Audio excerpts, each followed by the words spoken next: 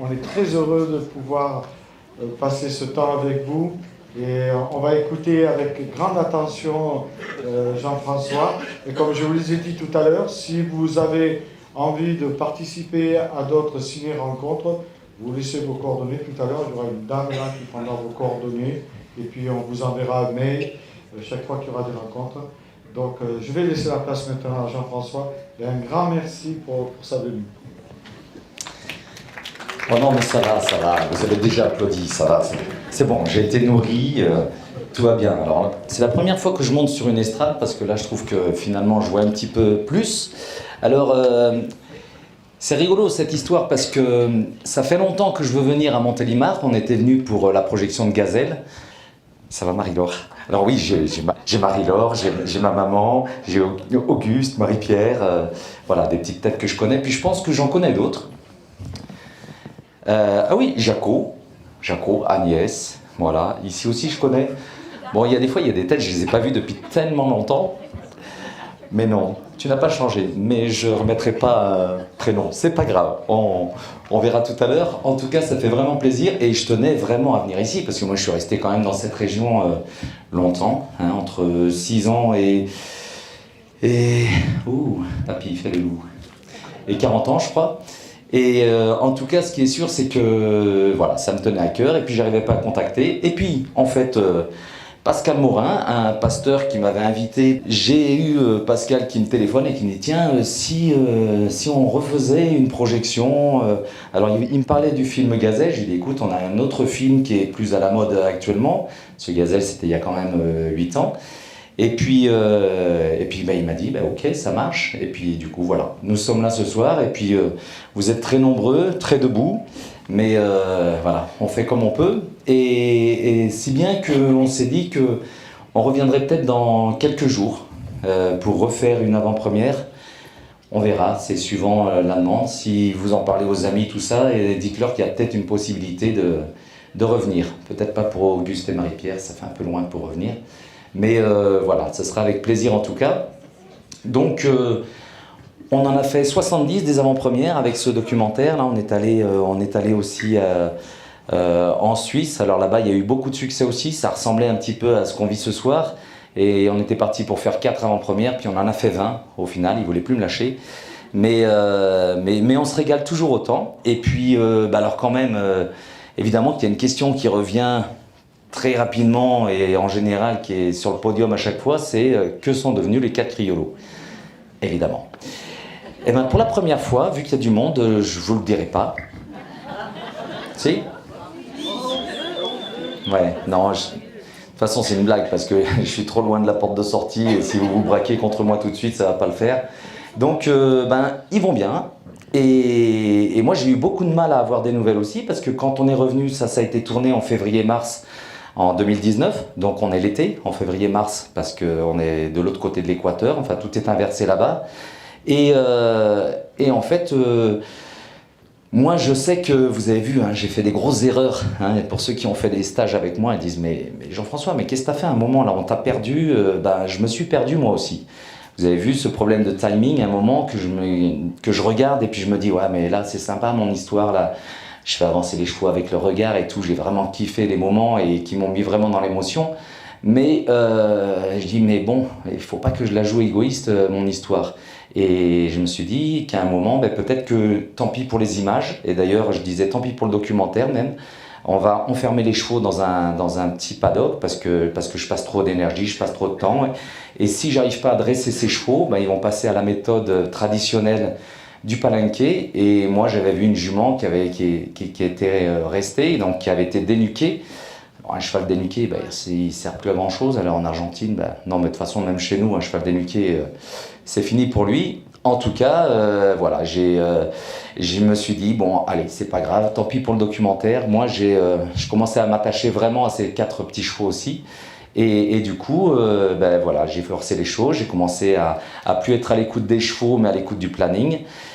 Et voilà, et puis je suis mal à l'aise dans cette situation, et je sais pas s'il y en a qui ont vu, mais après l'accident, en fait, c'est comme si c'était libérateur, parce que je me relève, alors après avoir failli partir en arrière, je souris, parce que figurez-vous que le matin, j'avais prié, Et je lui ai dit, mais écoute Seigneur, là vraiment j'ai un souci dans ce chemin, je sens que je brutalise les chevaux, je suis plus du tout en harmonie avec eux comme dans la première partie, je suis mal à l'aise et je veux un signe. Je veux un signe de savoir si je continue comme ça parce qu'il restait plus beaucoup de jours ou si j'arrête. Et ben, je l'ai eu mon signe. On dit que dans la vie, il faut prendre du recul. Meneuse m'en a fait prendre.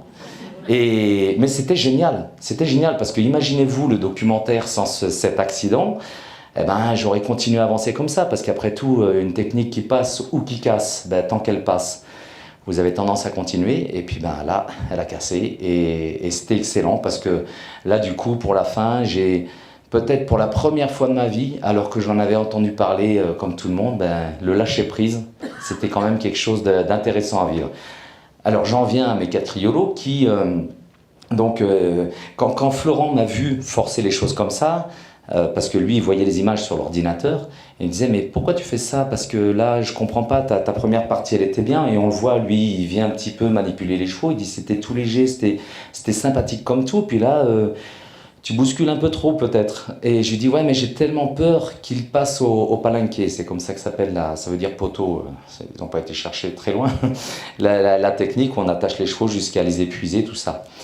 Et il m'a dit écoute, je peux rien te promettre parce que moi j'habite pas sur place à l'année, mais je ferai tout pour qu'on trouve un dresseur nouvelle génération, hein, on en parle un petit peu parce qu'il ne faut pas leur jeter la pierre non plus aux Argentins, ils font comme on leur a expliqué. Enfin, comme leur grand-père et leur père faisaient. Et puis, il m'a dit, mais je te promets d'essayer de trouver un dresseur qui sera plus cool avec tes chevaux. Il les appelait mes chevaux à la fin, alors que c'est les siens.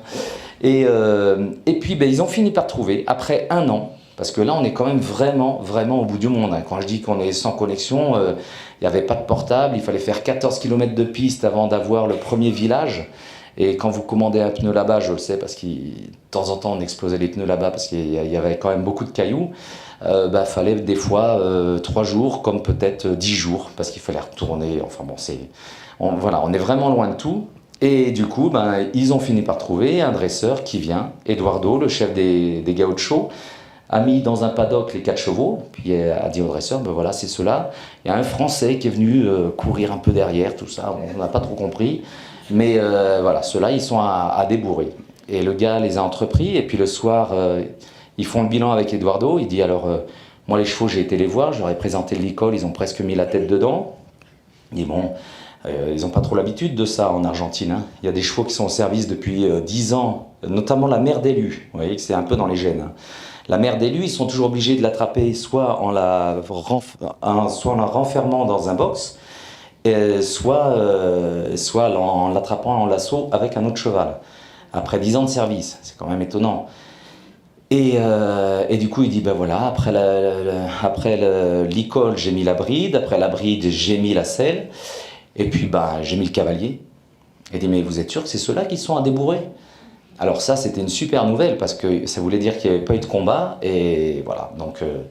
C'était impeccable. Donc aujourd'hui, ils sont au service des gauchos, alors tout simplement pour ramener 7000 moutons 2 fois par an, et puis pour surveiller quand même, refaire les clôtures, tout ça, et sur 25 000 hectares. Donc ça fait quand même un peu du chemin et du boulot. Et en plus, comme disait Florent, les Argentins, ils aiment bien aller doucement, parce qu'après, ils ont peur de s'ennuyer. C'est ses propos. Hein. Mais voilà, alors maintenant que j'ai répondu à cette question évidente, eh ben, je vous en prie... ceux qui veulent commencer, poser vos questions, tout ça. Comment va Florent? Comment va Florent? Florent va bien, je l'ai eu il y a quelques jours, il est courageux dans son histoire. Hein. Je pense que tu poses cette question par rapport à son cancer du poumon. C'est en très bonne voie, il a le moral. L'autre jour, quand je lui ai téléphoné, il était en train de faire sa 5e chimio. Bon, il avait quand même une petite voix sur le moment parce qu'il m'a dit, écoute, je ne ressemble plus à rien. Il dit, puis les 60 ans, fou, je les vois bien, hein, parce qu'il dit, je suis passé devant une glace là et j'avoue que sans poil sur le caillou, c'est plus pareil. Oui. François, on te remercie beaucoup. Ah, ben c'est... Qui c'est qui dit ça? Ah, c'est Paul. Ah, ben oui, il y a Paul aussi. En effet. Mais merci à toi. Merci à vous. Mais c'est gentil. Est-ce que vous travaillez avec... Alors, il y avait juste cette petite dame qui avait commencé. On va y arriver, hein, on est nombreux, on va y arriver. Pourquoi vous étiez imposé ce timing? Parce que vous auriez pu prendre plus de Alors pourquoi 40 jours? C'est une question qui revient souvent. Parce que j'avais des engagements en Europe. Et qu'est-ce qu'on a bien fait de les faire? Parce que on a dû rentrer un peu d'argent avant cette histoire de Covid. Et c'est toujours un peu gourmand, hein, un film pour le cinéma. Donc voilà, c'était très bien organisé, tout va bien. Mais c'est vrai que j'aurais préféré que ça s'appelle 600 jours, 4 criolos et du silence. Parce que là, parce que moi, dans mon idée première, mais je suis un espèce de... Ça, c'est Dieu qui a changé les choses en moi, mais des fois, c'est parti un peu loin parce que je suis tellement optimiste que moi, je me voyais me balader avec ma petite selle et puis mettre sur le dos des chevaux, tout ça, en 40 jours. J'ai pas compté que 40 jours, ça fait que 10 jours par chevaux.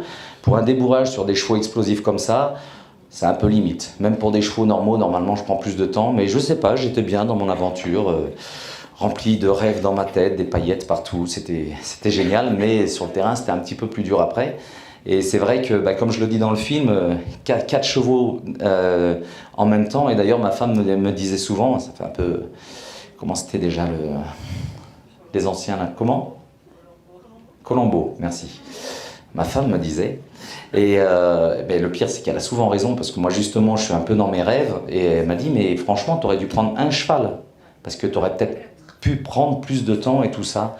Mais quand j'ai vu les 4, moi en fait dans ma tête, encore une fois je me suis dit mais lequel je vais choisir, en disant quoi? Que je condamne les 3 autres à passer à la méthode traditionnelle?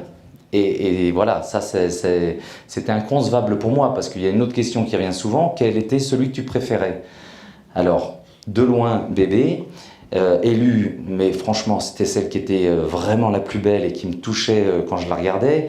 Ombré, c'était mon pote d'amour, et puis Meneuse, j'en pouvais plus tellement je l'aimais, quoi. Donc voilà, et comme je dis, ce qui est rigolo, c'est que j'ai 4 enfants, parce que je disais souvent dans les premières avant-premières, je disais, mais c'est comme si on me demandait quel est l'enfant que je préfère. Et j'espère bien que les parents ne sont pas en train de dire « alors je vais te le dire mais doucement parce que sinon je vais braquer les autres ». Et ce qui est rigolo, c'est que dans mes enfants, j'ai 2 mâles et 2 femelles aussi. Ça fait longtemps que je suis dans le métier. Donc voilà, les 40 jours, parce que j'avais des engagements en Europe, il fallait que je revienne. Et pourquoi 40 jours? Normalement, c'était 41. Mais après l'accident, j'étais pas trop bien. Franchement, j'ai passé une nuit, là, je vous l'ai fait un peu légère, parce que je voulais pas plomber l'ambiance. Mais maintenant que vous êtes là, on peut vous dire la vérité. Non, franchement, j'ai vraiment pensé que j'étais en train de mourir cette nuit-là. Et j'avais une compression dans la boîte crânienne, et je me suis dit que je dois faire une hémorragie interne. Parce que sur le moment, ça allait pas bien, mais c'était pas si mal. Et d'ailleurs, on vous les a pas montré les images, mais j'ai voulu continuer. Et il y a mon caméraman qui était là, enfin déjà mon caméraman, vous avez vu, il est balèze, hein, il continue à filmer alors qu'il vient m'aider. Mais Jérôme, il a été au point quand même. Et toutes les 10 secondes, alors que j'étais à 4 pattes, il me disait « ça va, tu veux pas t'asseoir ?» J'étais là, je dis « non, je veux pas bouger là, je suis bien comme ça. » Enfin, je suis pas trop mal. Et montre en main, ça dure 3 minutes 30, où je reste à 4 pattes. Et après, je me relève et je suis pas bien. Et j'ai même eu envie dans la nuit de me lever pour écrire une petite lettre à ma famille. J'aurais peut-être commencé par toi, maman. Et puis, en fait, dans mon lit, je me suis dit, je vais écrire une lettre quand même. J'avais dû voir ça dans un film, ça paraissait sympa. Mais j'ai pas pu me lever. Et là, je me suis dit, là, c'est peut-être plus grave que ce que je pensais. Et vers 6 h du matin, la compression a commencé à partir doucement. J'ai commencé à pouvoir bouger un petit peu dans mon lit. Mais à 9 h du matin, quand j'arrive dans la cuisine et qu'il y a mon caméraman qui est là, qui fait « ah oui, on va pas aux chevaux ». J'étais tout blanc, j'étais pas bien. Et voilà, j'ai passé la journée à lire la Bible, à chercher à comprendre où étaient mes erreurs. Et je me suis souvenu que le matin, parce que j'ai relu mon cahier aussi. Je me suis dit à quel moment j'ai commencé à partir dans l'erreur et comment je peux récupérer tout ça. Et en relisant, j'avais marqué, ce matin, j'ai prié pour avoir un signe. J'ai fait, ah oui, d'accord. Et prochaine fois, je demanderai un petit signe, peut-être. Oui, c'est étonnant que enfin, moi, ce qui m'a étonné, c'est que vous passiez tout de suite à la selle sans essayer à cru. Justement, vous sentez dans la... Si, j'ai essayé à cru, en montant sur... Si. C'est quand vous revenez, justement. Mais après, en fait, les images vont un peu vite. parce que là-bas, on n'a pas d'électricité, donc on est avec soit un groupe électrogène, soit des éoliennes, et ça fait des variances d'électricité terribles, et on a grillé du matériel. Et il y a le dernier disque dur qui a grillé, en fait. Et on avait un petit peu plus les préparations, quand je tiens les pieds, tout ça, mais bon. Voilà. Et mon monteur était catastrophé d'ailleurs, parce qu'il m'a dit « Mais Jean-François, il y a le dernier disque dur qui a grillé !» Et je lui ai dit « Ben oui !» Et mais moi j'étais tellement confiant après cette aventure en fait. Moi j'avais fait mon aventure, je dis bon maintenant on fera ce qu'on pourra. Et puis avec ce qui s'est passé là-bas, je suis revenu, j'avais l'impression d'être changé en fait. Cette histoire de lâcher prise, mais là on a des rythmes de fou en ce moment. Mais je sais pas, ça passe un peu au-dessus de moi et j'apprécie grandement en fait parce que c'est plus facile d'être serein comme ça. Puis j'ai un métier moi avec les spectacles, les stages et tout ça qui me demande encore quand même pas mal d'énergie. Puis je suis plutôt jeune, hein, j'ai quand même 26 ans maintenant, donc il faut que je me détende un peu. Et puis voilà, mais c'est vrai que vraiment cette aventure, et d'ailleurs je pleure pas souvent, mais à la fin de l'aventure, je craque, mais de bonheur, je vais retrouver ma famille, je viens de réaliser ce que je viens de vivre, parce qu'encore une fois, après l'accident, là, vous voyez comment tout se met en place, tout est doux, et puis moi après la nuit que j'avais passée, je me suis dit, il faut certainement pas que je retombe, parce que je sais pas ce qui peut se passer dans mon corps, et puis je vois bébé qui est là, et je lui mets la selle, il bouge plus d'une oreille, je dis, oh, je vais mettre le pied, et puis je mets le pied, je dis, oh, je vais essayer de monter. Oh, puis je monte dessus et puis je dis à mon caméraman, tiens, ouvre-moi le paddock là, je vais faire un tour dans la pampa. Et voilà, et je me balade et je suis heureux comme un gosse qui a découvert un nouveau jouet, alors que je suis déjà monté à cheval, mais là c'est comme si c'était la première fois que je montais à cheval. Donc voilà. Alors oui. Est-ce que ton intervention a changé la vision des gauchos par rapport au débourrage ? Alors, pas vraiment cette aventure, mais je sais qu'en fait, on a rencontré Florent par hasard en fait. C'est rigolo parce que justement, on nous a contacté. Alors, c'est une Belge qui habite en Patagonie et qui nous fait venir pour faire un stage. Et puis à la fin de ce stage, c'est vrai que il y a des exemples que je donne aux Européens en disant mais ça sert à rien de donner des sucres, des caresses. Et les gauchos, ils me regardaient comme ça, ils faisaient bah ouais. Ben nous on fait pas ça. Les carottes on les mange. Et c'est vrai qu'on est... Et c'était marrant parce que je pouvais pas tellement prendre les exemples que j'ai l'habitude de donner ici. Et puis à un moment, le stage fini, je commence à partir, puis il y a un gaucho qui m'appelle et il pleurait. Enfin, il avait les larmes qui coulaient comme ça. Et puis, alors je vais chercher la traductrice, je dis parce qu'il veut me contacter, mais j'aimerais bien comprendre ce qu'il va me dire, quoi. Alors je vais chercher la traductrice et puis je dis voilà. Et le gars dit en 2 jours, tu m'as montré que ça fait 50 ans que je me trompe. Et c'est pas mal. Donc c'est pour ça que tous les défenseurs des animaux qui sont toujours en train de jeter la pierre directement, en disant ouais c'est dégueulasse ce qu'ils font. Enfin il n'y a pas trop d'enfants. C'est pas bien ce qu'ils font. C'est très brutal. Ils tuent des chevaux. C'est vrai. Mais en même temps, comme je vous disais tout à l'heure, le grand-père faisait comme ça, le père faisait comme ça, et puis finalement, moi par exemple, je parle surtout français, je suis très mauvais en langue, alors que là j'essaye de parler cheval, vous voyez comment je pars comme ça, mais en tout cas, je parle français parce que mes grands-parents parlaient français, ma mère elle parle français, mais quand même. Non, beaucoup mieux que moi. Et du coup, voilà, ma vision, ce jour-là, en tout cas, je me suis dit, faut faire attention. Parce qu'ils sont prêts à changer, mais on ne leur a pas donné peut-être l'occasion. Alors oui. Pourquoi est-ce que vous n'utilisez pas votre voix pour amadouer les chevaux ? C'est la même question, mais si vous avez tous la même question, on va gagner du temps. Hein. Parce que ça va être la même réponse. Et alors pourquoi je ne parle pas ? Parce que, en fait, c'était avant l'aventure. Je vais, moi, te poser une autre question. Je vais faire mon politicien, tu vois. Si tu vas en Angleterre, l'idéal, c'est de parler quelle langue ? Anglais. Anglais. C'est bien parce que tu n'as pas senti en moi quelqu'un qui allait te piéger. Parce que souvent, je dis ça aux gens et il leur paraît la réponse tellement évidente qu'ils n'osent pas répondre. Ils disent oui, c'est qu'il essaye de me piéger. Non, toi, a priori, tu me fais confiance ou tu es inconsciente, je ne sais pas. Mais... Et voilà. Ça, c'est la réponse évidente, sans piège. Si je vais chez les chevaux, l'idéal, c'est que je parle quoi? Cheval. Est-ce que tu as déjà entendu un cheval claquer de la langue? Est-ce que tu as déjà vu un cheval donner un bout de carotte à un autre? Est-ce que tu l'as déjà vu caresser un autre? Non. Alors, il y a le grooming, hein, qui est les chevaux qui se gratouillent l'encolure, mais ce n'est pas une récompense, c'est un moment privilégié de la journée. Et en fait, pendant 40 jours, je n'ai pas entendu mes chevaux hennir une seule fois, et la seule fois où ils ont fait du bruit, c'est quand ils se mettaient cul à cul comme ça et qu'ils se battaient avec Ombré et Lule. Donc en définitive, moi je fais cette aventure pour essayer de me dire, je vais trouver les 4 meilleurs professeurs au monde pour continuer à avancer dans cette idée de parler cheval à un cheval, parce que plus tu vas parler cheval à un cheval, plus il va te comprendre, ça paraît logique. Et nous, les êtres humains, on fait plein de choses. Et là, par exemple, je vous parle, j'ai tous les regards tournés vers moi. Les chevaux, si tu regardes les images, tu peux les passer au ralenti, faire des arrêts sur image. Très très rarement, un cheval va regarder un autre dans les yeux. D'accord? À la limite, il va regarder le nez pour venir sentir, mais le regard dans les yeux comme ça, voilà, je l'ai vu très rarement, donc voilà, je parle pas, parce qu'en fait, en plus, je me suis rendu compte que quand tu parles à un cheval, ça t'empêche, toi l'être humain pas très subtil, de rentrer dans cette subtilité de communication avec les chevaux.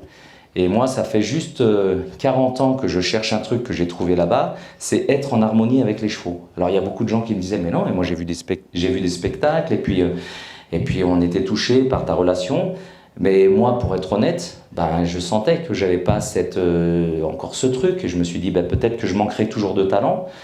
Alors bon, j'ai cherché pendant 40 ans, mais c'est là aussi où Dieu m'a aidé dans la vie en me disant, ben, tant que tu seras pas orgueilleux, tu pourras apprendre. Parce que c'est dans l'humilité, en fait. C'est quand tu te dis que tu sais pas que tu apprends. Et moi, c'est dans cette humilité-là que je me suis dit, je veux encore apprendre. Et d'ailleurs, je le marque au début, malgré mes 40 ans d'expérience, je veux encore progresser. Je veux comprendre encore mieux ce monde. Et là, quoi de mieux que 25 000 hectares et 4 chevaux qui n'ont pas du tout envie d'être avec moi?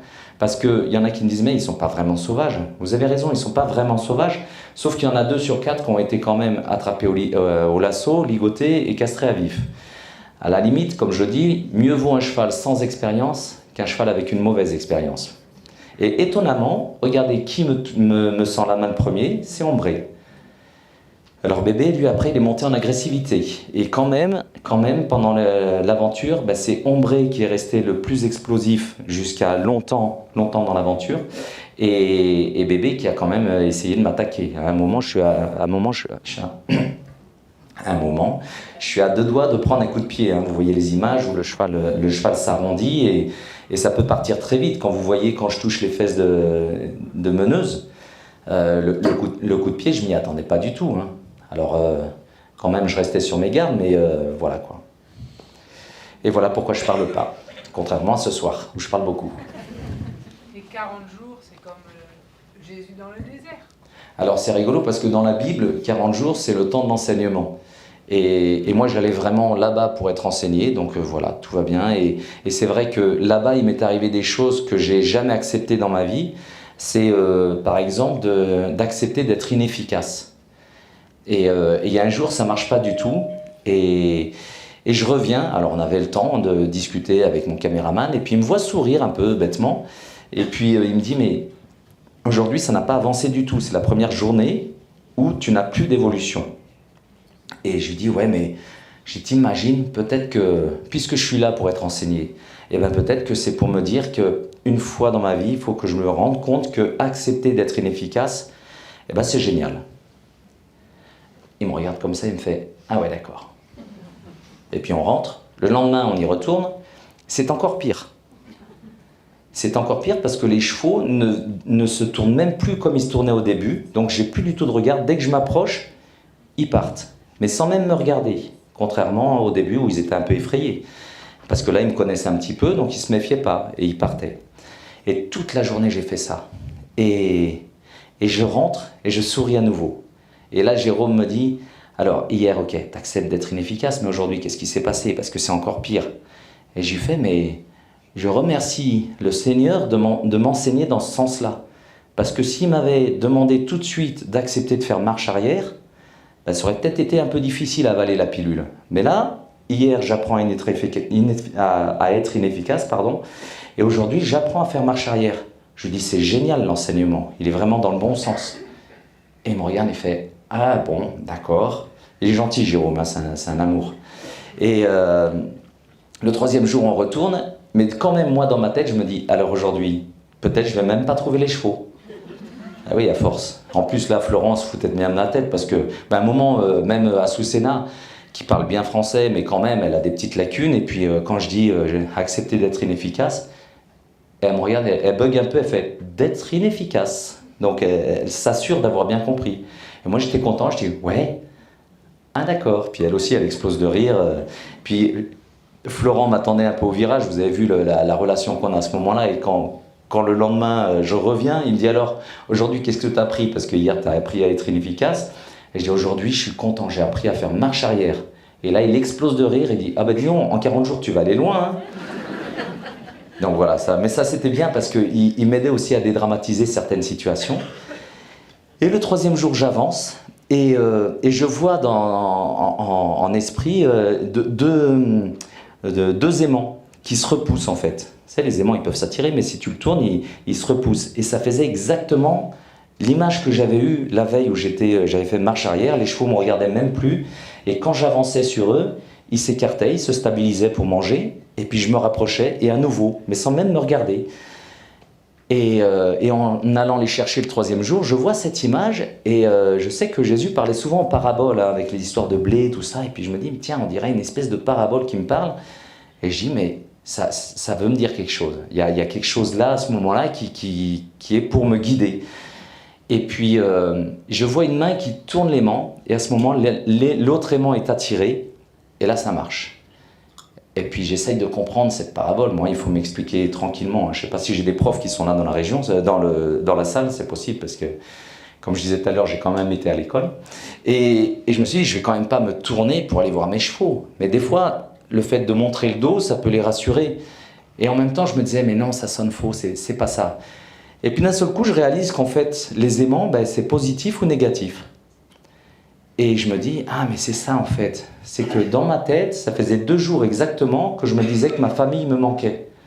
Alors c'est pas être en colère, c'est pas être très négatif, ma famille me manque. Je dis mais attends, si c'est ça, je vais la tourner mon histoire. Je vais dire c'est génial parce que chaque seconde qui passe me rapproche de ma famille. Et d'un seul coup, ça me met dans une positivité et je suis content, et bon j'étais content déjà la veille, mais là, je me mets vraiment dans... Je chasse pas cette pensée, mais je la tourne. Et je deviens positif. Et c'est là où je découvre la main tendue.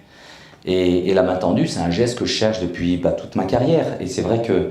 Alors pour ceux qui sont un peu dans les chevaux, c'est pas pour chasser les hanches. Hein. C'est vraiment... c'est comme si je mettais... Alors là, vous allez me trouver un tout petit peu barré, mais bon. Maintenant, je pense que vous êtes un peu préparés. Donc c'est comme si on mettait du gel dans la queue du cheval, qu'elle soit à l'horizontale, il faut du gel un peu costaud, de la glu, et on pousse et dans ma tête, en fait, c'est comme si je poussais le bout de la queue pour faire pivoter les postérieurs et me ramener les antérieurs. Et ce que je sais, c'est qu'un cheval, pour se mouvoir dans la nature, et là où c'est confortable pour lui, c'est pas de chasser les hanches, c'est justement au contraire d'envoyer toujours les antérieurs. Un cheval décontracté, il se déplace comme ça. Et quand je découvre le geste avec meneuse, là c'était vraiment les premières images, et que je la vois quand je dis elle rentre dans la danse. Et quand je vois les antérieurs venir vers moi, je me dis ah ça y est, là on est en train de trouver un truc intéressant où le cheval se sent à l'aise. Parce que la veille, j'avais essayé avec Élu la main devant pour la tirer, et on voit que ça marche, la jument suit le mouvement, mais elle se durcit, ça l'agace, et à un moment elle part. Et je me dis ok, utilise tes bras, mais là je ne les mets pas au bon endroit. Et puis c'est comme ça que j'ai cherché, de toute façon j'avais que ça à faire, hein. J'avais rien à perdre. Et d'ailleurs, c'est peut-être pour ça que les gauchos, ils n'ont pas 40 jours à passer, vous comprenez, pour monter sur leur cheval. Alors le pire dans l'histoire, c'est que les gauchos, le débourrage, ils sont très efficaces au début parce qu'ils épuisent l'animal, ça c'est vraiment la technique, on épuise l'animal, mais jusqu'à, si vous avez le cœur bien accroché, faites un tour sur internet, vous allez trouver. Mais c'est quand même très violent. Et même qu'à un moment, je voyais le cheval complètement épuisé et le dresseur prend un dresseur reconnu hein, de Patagonie. Il prend de la terre comme ça dans sa main et il jette dans les yeux du cheval, mais à bout portant. Alors le cheval fait une réaction, il tombe au sol et là il se jette dessus, il lui prend les narines et il l'empêche de respirer par le nez. Oui, mais bon, lui, il a vu encore une fois son grand-père, son père et tout ça, voilà. Donc, ben oui, alors lui, il le fait adroitement. Hein, c'est là, pour le coup, il est assez adroit, il saute sur la tête du cheval et tout ça. Mais le problème, c'est que quand tu débourres un cheval comme ça, ben après, il y a des fois, quand ils veulent fermer une barrière, il ne faut pas qu'il lâche le cheval. Hein, parce que le cheval, il y a des fois, il part avec le matériel et donc, on les voit très prudents avec, en fait. Et c'est ce qui m'amène à dire qu'avec les chevaux, on peut prendre deux chemins. Enfin, on a deux chemins devant nous. On a le chemin du dressage. Et regardez, même nous, les Whittaker, où moi je suis assez dans ce milieu-là, mais juste pour animer avec mes chevaux. Mais je vois ces champions qui gagnent des grands prix avec des chevaux. Et puis tu les vois descendre, et puis le cheval, il le laisse tout de suite au groom. Eux, leur relation avec le cheval, elle n'est pas vraiment bonne. Et pourtant, ils sont au plus haut niveau. Et on peut très bien dresser cet animal sans avoir du tout de bonne relation avec lui.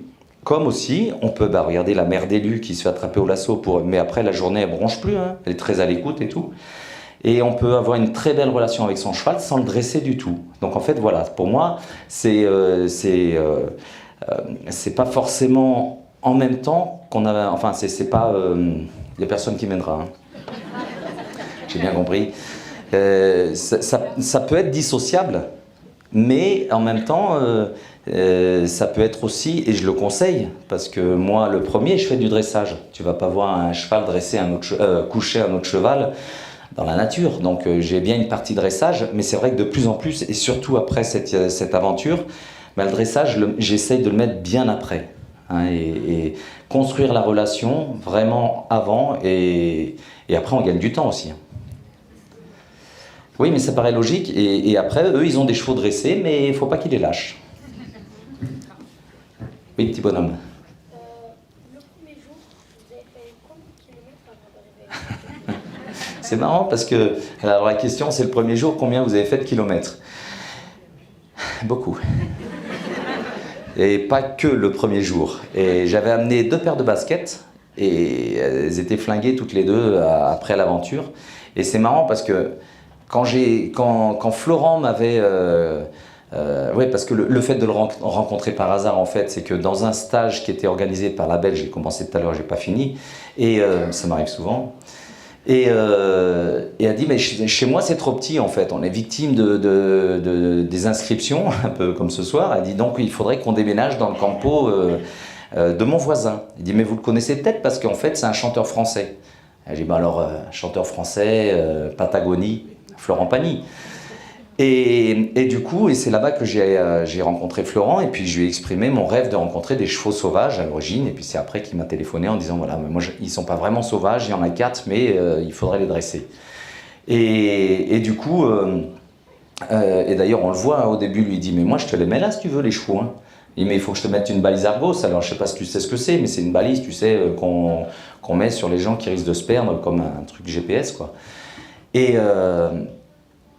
ma femme, quand je lui ai dit que Florent m'invitait dans son campo, c'était après une très très grosse tournée où j'avais été très peu à la maison. Alors le rôle de père, je le fais pas super bien parce que je suis assez absent. Et j'avais fait une petite réunion familiale en disant, bah, écoutez les enfants, voilà, il faudrait que je parte 2 mois. Et par contre, le but du jeu, ce serait que vous veniez me rejoindre pour que ça fasse pas 2 mois encore sans se voir. Et puis surtout, j'avais dit à ma femme, mais et toi, qu'est-ce que t'en penses? Elle m'a regardé, elle m'a dit, ce rêve, tu l'as depuis des années, tu l'as eu depuis que je te connais. Elle dit, il faut que tu le fasses. Parce qu'en plus, tu as 50 ans, si dans 10 ans, on te le repropose le truc, peut-être tu n'auras plus les jambes de le faire. Et j'ai souvent pensé à elle dans mes kilomètres de marche. Mais j'avais pas de... D'abord, les téléphones, là-bas, ils ne marchent pas, donc même si tu as le système GPS, ça ne marche pas. T'en as une autre?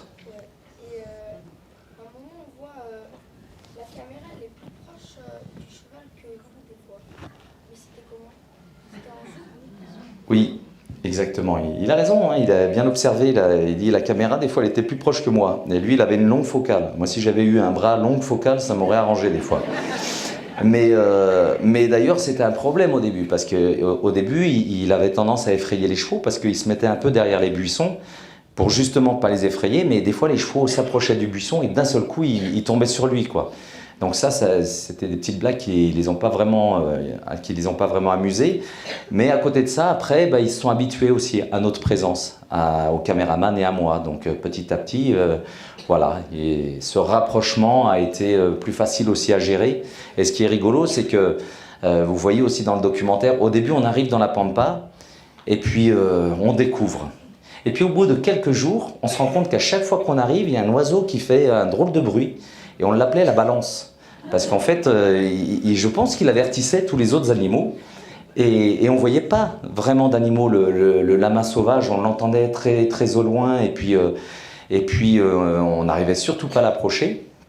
Et puis petit à petit, alors je ne vais pas dire que je suis devenu Blanche-Neige, hein, mais c'est vrai qu'il y avait, alors la moufette, on l'a gardée à distance, mais sinon il y avait d'autres animaux, et d'ailleurs on voit à la fin, et Florent, c'est un des premiers trucs qu'il nous avait dit, il nous disait mais il y a un animal qui est bizarre dans cette région, c'est un moitié, un croisement entre un lièvre et un chien, quoi. Il ne sait pas trop nous expliquer, et en fait c'est un marat.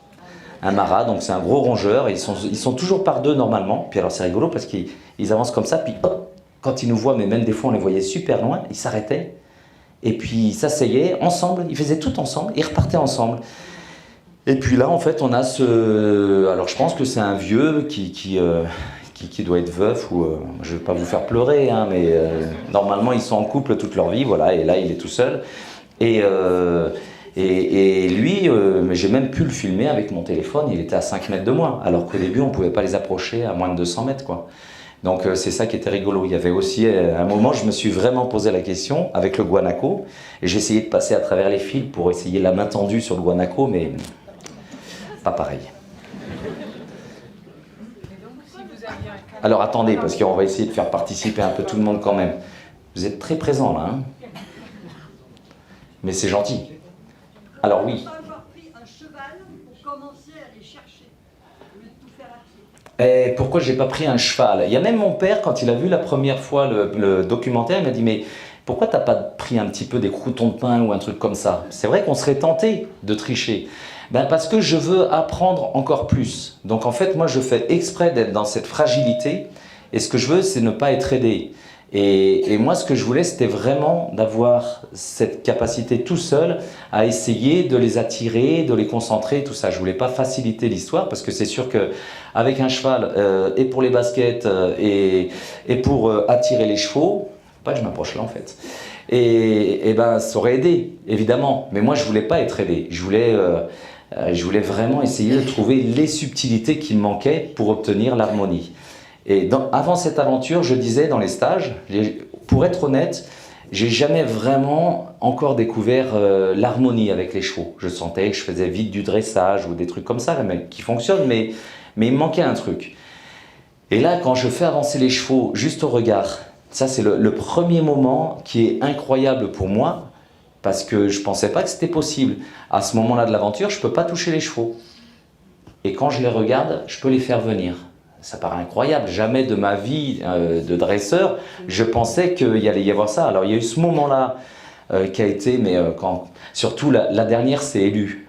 Alors je me dis, bon, de toute façon je suis là, j'ai rien à perdre, je vais essayer avec Élu. Mais au fond de moi, j'espérais évidemment, mais je ne me faisais pas trop d'illusions. Et puis je la regarde, et elle vient elle aussi, alors que c'est elle la plus loin. Et ce qui est rigolo, c'est que quand j'ai re-regardé les images après, parce que quand je les ai vécues, j'ai pas capté tout ça, mais quand je fais venir Meneuse, déjà les autres sont très concentrés sur ce qui se passe. Et alors c'est ce qui est rigolo, c'est que justement, et ça me fait ce même phénomène avec mes chevaux maintenant, c'est que je sais que l'ambiance que j'ai avec un des chevaux que je reprends, déteint sur tous les autres. Et les autres, c'est là où ce monde est quelque part... ce monde nous échappe, c'est ce monde de subtilité. Hein, il y en a qui me disent « Ouais, mon cheval, il est super intelligent. » Et tout est relatif, parce que je leur dis « Oui, mais bon, quand tu amènes un seau d'eau tous les soirs, et puis que tous les matins, il est renversé, et puis qu'il a soif, ça fait 10 ans que ça dure. » pas vraiment un signe d'intelligence. On en a d'autres, des choses comme ça avec les chevaux, mais peu importe. Et c'est vrai que quand j'étais gamin, je me rappelle une fois, j'étais tombé sur la liste des animaux classés par l'intelligence. Puis je cherche le rat, le loup, le dauphin, tout ça. La gazelle. Hein. Ah, ça y est, elle est là. Oh, après l'âne. Eh oui, après l'âne, ma gazelle, que j'aime tellement. Et en fait, et je sais que je me rappelle que j'étais très déçu. Et puis j'espérais qu'ils se soient trompés. Mais bon, avec l'expérience, après, je me suis dit non, ils ont peut-être bien raison. Mais c'est pas grave parce qu'à côté de ça, des fois on me pose la question, qu'est-ce que les chevaux t'ont apporté? Ben justement, c'est cette subtilité de langage. Et les chevaux sont capables, je les appelle les scanners sur pattes, et ils sont capables de venir détecter ce que tu vas leur demander. Et il y a beaucoup de gens qui n'ont pas conscience de ça, et qui disent, mais mon cheval, il a anticipé l'exercice. Et je lui dis, est-ce que tu as pensé à l'exercice? Il me dit oui. Je dis, ben, il n'a pas anticipé, il a reçu la demande. Donc c'est très bien parce que ça veut dire que ton cheval prend plaisir à faire ton exercice, donc tout va bien. Mais ne te dis pas qu'il a anticipé, sache que c'est des vrais... Bon, je disais déjà dans le film Gazelle, hein, face à un cheval, on est comme un livre ouvert, je disais. D'ailleurs, je l'ai ressorti un petit peu dans l'émission Faut pas rêver, je ne sais pas s'il y en a qui l'ont vu. Bon, quand j'ai des phrases qui tiennent un peu, je les sors. C'est comme... alors j'étais content, mais j'ai sorti ça hier soir à Villeneuve-les-Béziers, là, dans une avant-première. Pourtant, je suis content de cette phrase, alors je vais essayer avec vous.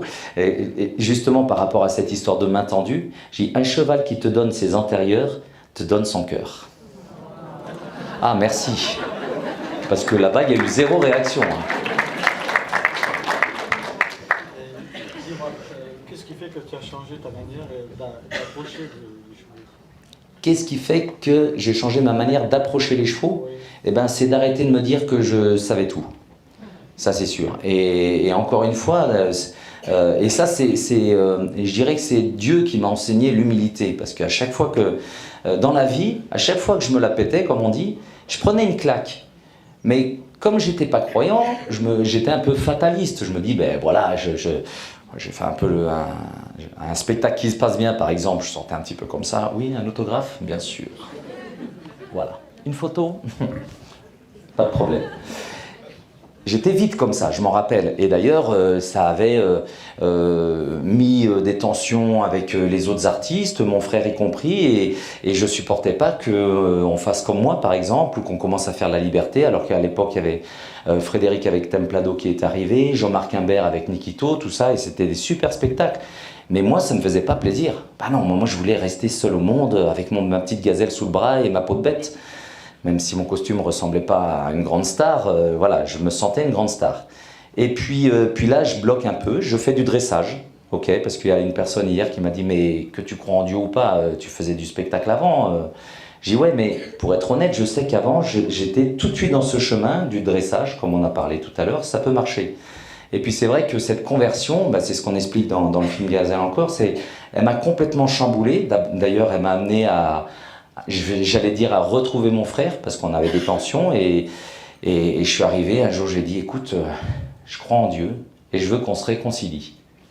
Alors évidemment mon frangin il m'a regardé un peu comme ça en disant où est le piège? C'est un peu comme si je disais en Angleterre il faut parler quoi? Il dit ouais ça sonne juste son histoire mais elle l'a un peu inquiété sur le moment quand même. Alors je ne vous dis pas mes parents aussi, hein, qui ont dit, ils pensaient que j'étais peut-être dans une secte où je sais qu'il y avait un petit peu des tensions, hein, c'est vrai, hein. Eh oui, elle confirme. Alors, la réponse est oui, je suis tombé dans une secte. Ils me prennent tout mon pognon. D'ailleurs, si vous pouvez cotiser à la sortie. Non, mais et cette croyance, en fait, et comme je dis, encore une fois, bah, le film Gazelle, vous n'avez plus besoin de l'acheter parce que je vous dis encore une phrase. À la fin, il y a une personne qui me dit, mais pourquoi tu essayes de réconcilier les gens, tout ça? Et il me dit, de quelle religion fais-tu partie? Et là, je le regarde, je fais, non, je suis trop croyant pour être religieux. C'est une drôle de phrase. Hein? En plus, ça ne veut rien dire. Parce que si on reprend le mot religieux à la base, c'est relié à. Religieux, ça veut dire relié à. Donc, je suis relié à Dieu par Jésus. Donc, quelque part, ça pourrait être une religion. Mais en fait, regardez les religions, ce qu'elles ont fait. Et je dirais que ce mot religieux, il est devenu finalement pas sympathique, parce que bah, je ne veux pas vous faire la guerre des croisades, des choses comme ça. Et dès qu'en fait on fait partie d'une religion, pour moi c'est déjà le début d'une secte. d'accord? Parce qu'on ne va pas être d'accord avec les autres qui ne croient pas exactement comme nous. Alors ça aussi, ça change. Parce que là, par exemple, ce matin, j'ai ouvert mon jardin à plusieurs églises qui se rassemblent. Alors on a des prêtres, des pasteurs et tout ça qui, je vous dis pas l'ambiance dans mon jardin ce matin, c'était sympathique comme tout, et surtout qu'ils ont compris qu'il fallait arrêter ces histoires de religion et de se bloquer dans un système. Après tout, et j'ai même réussi une fois à convaincre un musulman de prier avec moi. Au début, je lui ai proposé qu'on prie parce que j'étais là pour le former avec les chevaux, et moi, avant d'aller voir mes chevaux, je prie toujours. Regardez l'histoire avec Meneuse ou quand elle risque de me donner un coup de pied ou même Bébé qui risque de m'attaquer. C'est pas mes 40 ans d'expérience qui vont me mettre à l'abri de tout ça. Et ça, je le sais parce que j'ai déjà repris des chevaux qui m'attaquaient vraiment violemment. Et croyez-moi que s'il y a bien un moment où je pense à prier, c'est celui-là. Autant il y a des jours je peux peut-être un peu zapper, mais celui-là, j'y pense. Et après, j'arrive avec cette sérénité. Je m'applique évidemment, mais j'arrive avec cette sérénité. Et tout ça pour dire que, voilà, moi, ça a changé ma vie, cette histoire. Ça m'a réconcilié avec mon frangin. Là, franchement, on a refait des spectacles ensemble depuis. Et quel bonheur que de prendre Frédéric dans les bras à la fin du spectacle. Et voilà, c'est quand même mieux maintenant. Hein, il y a eu les années avant et après Jésus-Christ. Ben, il y a eu Jean-François avant et après Jésus-Christ. Et je ne reviendrai pas en arrière, ça c'est sûr. Et franchement, j'avais dit ça à Florent, parce que je ne connaissais pas le point de vue de Florent par rapport à tout ça. Et moi, j'aime bien essayer d'être clair et puis que les gens ne se braquent pas. Voilà. C'est que mon point de vue, hein. Je ne vous demande pas de croire en Dieu, ce n'est pas du prosélytisme. Mais si on me demande qu'est-ce qui a changé mon rapport avec les chevaux, ben, c'est déjà d'avoir changé ma vie. Et j'avais dit à Florent, cette aventure, je la fais parce que je crois en Dieu. Et il me regarde et il dit « Oh, ben ça va, tu vas pas partir avec ton sac à dos en route et puis essayer de trouver des racines pour survivre. » Il dit « Je t'offre le couvert. » C'est vrai, en plus, il avait fait des travaux dans sa ferme et tout, c'était super confortable. Je lui dis « Ouais, mais avec les chevaux, surtout là, dans ce contexte, ça peut vite partir en vrille. » Bon, il n'était pas trop... ouais, il restait un petit peu dans sa tête, je ne sais pas exactement, en tout cas, voilà. Il ne s'est pas plus prononcé. Et puis quand il a vu l'accident, toujours sur cet ordinateur, c'est marrant parce que c'est moi qui lui amène l'ordinateur et quand il voit l'accident, son réflexe c'est de me regarder. Je dis mais je t'ai amené l'ordinateur en marchant, c'est que je vais bien. Et il était là, il dit mais tu vas bien? Et puis il dit mais c'est incroyable ce qui s'est passé. Et je dis mais tu vois, tu te rappelles en début d'aventure quand je t'ai dit que je faisais cette aventure parce que je voulais pas y aller sans Dieu, sans risquer de ne pas être protégé. Il dit ben voilà, et je me suis relevé, et puis la fin, elle a été comme ça. Mais franchement, c'est un message que je vous laisse, parce qu'il y a une nana hier qui était un peu braquée. Je dis mais tu sais, alors déjà je te parle de Dieu, c'est pour toi, c'est pas pour moi, parce que moi, que tu crois en Dieu ou pas, j'en ai rien à faire. Sachez maintenant que tous les stages que je mets en place, eh ben, on prie avant. Je dis, vous voulez savoir quels sont tous les détails que je mets en place pour parler à mes chevaux? Ben, je commence par ça. Je vous le propose. Si vous ne voulez pas venir, mais restez. Faites pas la prière pour me faire plaisir. Je dis, mais par contre, si vous êtes gêné, ben, partez. Je ne suis pas là pour vous gêner non plus. Et je suis toujours étonné du nombre de gens qui viennent dans la prière. Et il y en a qui disent, « Oh, j'avais jamais prié, c'est sympa. » Ben ouais, et puis c'est sympa. Puis encore, là, tu l'as vécu le moment. Mais après, ce qui se passe derrière, franchement... C'est un conseil. Moi, quand j'ai commencé quand on a fait le film Gazelle, on s'est dit, bon, ça y est, la carrière, elle est peut-être finie. Et je me suis dit, bah, tant pis. Moi, j'ai reçu ça dans ma vie, ça a changé ma vie, donc je vous le conseille. Après, vous en faites ce que vous voulez. C'est pas grave.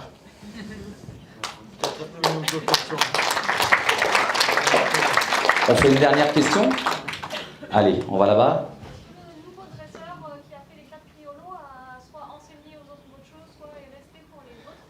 Enseigner les autres, pardon? Ah, on n'a pas eu le temps. C'était l'objectif un peu. C'est difficile de parler à quelqu'un parce que ces gauchos-là, finalement pour eux, s'il faut prendre un cheval pour attraper l'autre au lasso, bah, ils ont l'habitude comme ça, puis ils savent que ce cheval-là, ils le mettent dans un petit paddock. Donc ils prennent moins de risques, ils se sont habitués à ça. Et tu sais, une technique qui marche, bah, tu ne la remets pas tellement en question. Donc ils m'ont regardé un petit peu, mais quand même.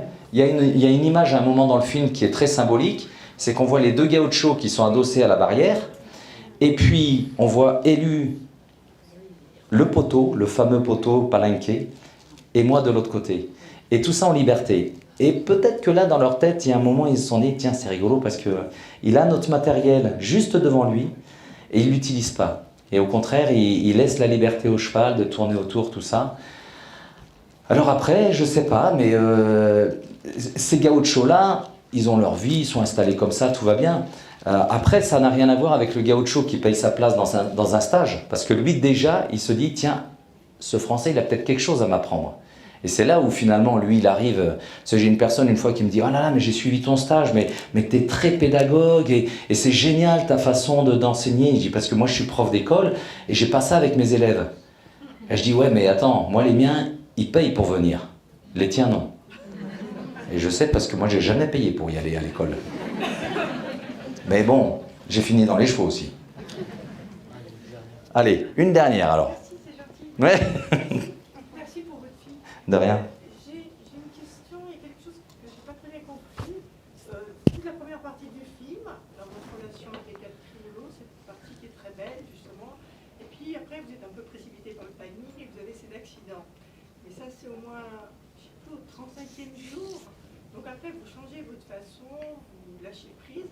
Et après, il reste très peu de temps. Et comment, à cet accident, déjà, moi, meneuse, bon, elle a pris peur, etc. Et comment, si peu de temps après, vous arrivez à mettre la selle et à monter dessus? Je comprends pas. Vous avez entendu la question? Hein? Pas clair, la question. Si, j'ai bien compris, parce qu'en plus, je l'ai déjà eu dans les projections, dans un débat. Et en fait, la question, c'est comment, après cet accident, alors que tu forçais les choses, comment en 3 jours, d'un seul coup, tu te retrouves à cheval? C'est vrai que ça paraît improbable, mais voilà, ce qui est impossible à moi n'est pas impossible à Dieu déjà, et je suis dans cette aventure vraiment comme ça. Et ce qui se passe aussi, c'est que quand on regarde les images, alors certes, je fais des erreurs, mais je vous donne un exemple. Quand j'attache Ombré et qu'il se débat comme ça, alors j'avais mis une petite ficelle pour pas qu'il... parce que les longes, là, vous pouvez soulever un cheval avec leur longe. Hein. Et puis la ficelle casse, et je suis là, je fais « Ok, trop tôt pour les attacher ». Et en fait, pendant tout le temps où je fais les erreurs, on peut pas repasser le film, non. Dans ce moment où je force les choses, en fait, je reste très très zen. Et je pense que c'est ça qui fait que j'ai pas nourri leurs inquiétudes. Et c'est vrai que meneuse, le surlendemain de l'accident, les rênes détendues, je l'amène à côté de cette poutre, je mets mes pieds dessus comme ça.